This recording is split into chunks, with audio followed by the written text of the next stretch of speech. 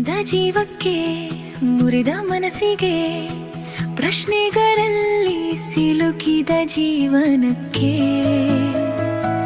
ಬೆಳಕಿಗಾಗಿ ಅಲೆಯುವ ಹೃದಯಕ್ಕೆ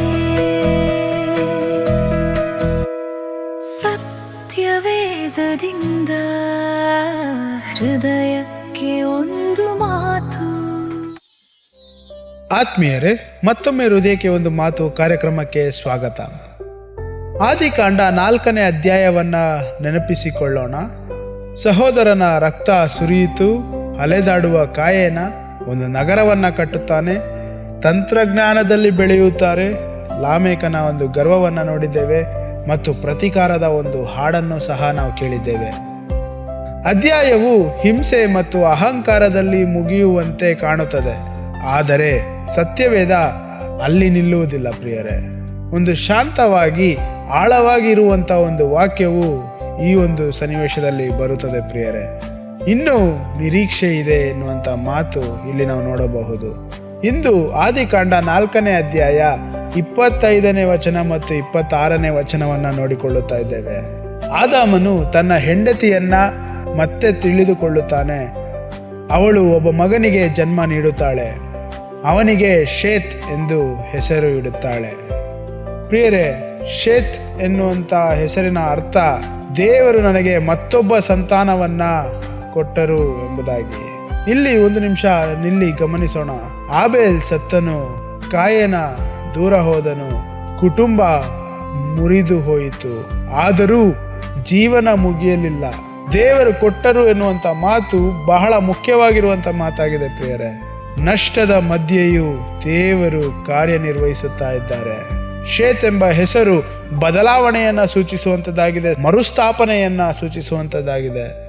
ದೇವರು ಸಂಪೂರ್ಣ ನಷ್ಟವನ್ನ ಅಂತಿಮವಾಗಿ ಬಿಡುವುದಿಲ್ಲ. ಆನಂತರ ಪಾಠ ಹೇಳುತ್ತದೆ, ಶೇತನ ಮಗನ ಬಗ್ಗೆ ಮಾತನಾಡುತ್ತದೆ. ಅವನ ಹೆಸರು ಎನೋಷ್.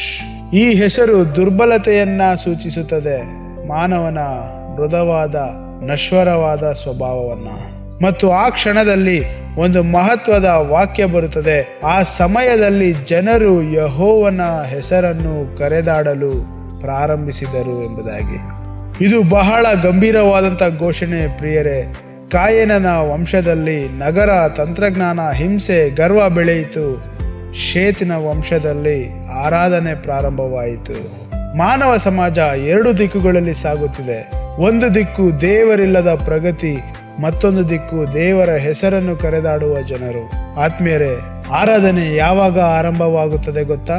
ಮಾನವ ತನ್ನ ದುರ್ಬಲತೆಯನ್ನ ಅರಿತಾಗ. ಏನೋಷ್ ಎನ್ನುವಾಗ ದುರ್ಬಲ ಮಾನವ ಅನ್ನುವಾಗ ಅಲ್ಲಿ ಜನರು ದೇವರನ್ನು ಕರೆದಾಡಲು ಆರಂಭಿಸಿದರು. ಆರಾಧನೆ ಆತ್ಮವಿಶ್ವಾಸದಿಂದ ಅಲ್ಲ ಪ್ರಿಯರೇ, ಅವಶ್ಯಕತೆಯಿಂದ ಆರಂಭವಾಗುತ್ತದೆ. ಗರ್ವದಿಂದ ಅಲ್ಲ ಪ್ರಿಯರೇ, ಅವಲಂಬನೆಯಿಂದ ಆರಂಭವಾಗುತ್ತದೆ. ಇದು ಇಂದಿಗೂ ಸತ್ಯ. ನಾವು ನೋಡುತ್ತೇವೆ ಹಿಂಸೆ, ಅಹಂಕಾರ, ಸ್ವಾರ್ಥ, ಆತ್ಮಕೇಂದ್ರಿತ ಸಂಸ್ಕೃತಿ. ಆದರೆ ದೇವರ ಹೆಸರನ್ನು ಕರೆದಾಡುವ ಜನರು ಇನ್ನೂ ಇದ್ದಾರೆ. ಇಂದು ಪ್ರಶ್ನೆ ಇದು, ನಾವು ಯಾವ ವಂಶದ ಭಾಗ? ಲಾಮೇಕನ ಸಂಸ್ಕೃತಿಯ ಅಥವಾ ಶೇತನ ಆರಾಧನಾ ಸಮುದಾಯವ? ಈ ಪಾಠ ನಮಗೆ ಒಂದು ಮೃದುವಾದ ಆದರೆ ಬಲವಾದ ಸತ್ಯವನ್ನು ಕಲಿಸುತ್ತದೆ. ಪಾಪದ ಕತೆ ಮುಂದುವರಿಯಬಹುದು, ಆದರೆ ಆರಾಧನೆಯ ಕಥೆಯೂ ಮುಂದುವರಿಯುತ್ತಾ ಇದೆ. ಅಂಧಕಾರ ಸಂಪೂರ್ಣವಾಗಿ ಗೆಲ್ಲುವುದಿಲ್ಲ. ದೇವರ ಹೆಸರನ್ನು ಕರೆದಾಡುವ ಧ್ವನಿ ಇನ್ನೂ ಭೂಮಿಯಲ್ಲಿ ಕೇಳುತ್ತದೆ. ಹಾಗಾದರೆ ಇಂದು ಕೈಗೊಳ್ಳಬೇಕಾಗಿರುವಂಥ ಆಜ್ಞೆ, ದುರ್ಬಲತೆಯಲ್ಲಿ ದೇವರನ್ನು ಕರೆಯೋಣ. ಗೊಂದಲದ ಮಧ್ಯದಲ್ಲಿ ದೇವರನ್ನ ಕರೆದಾಡೋಣ.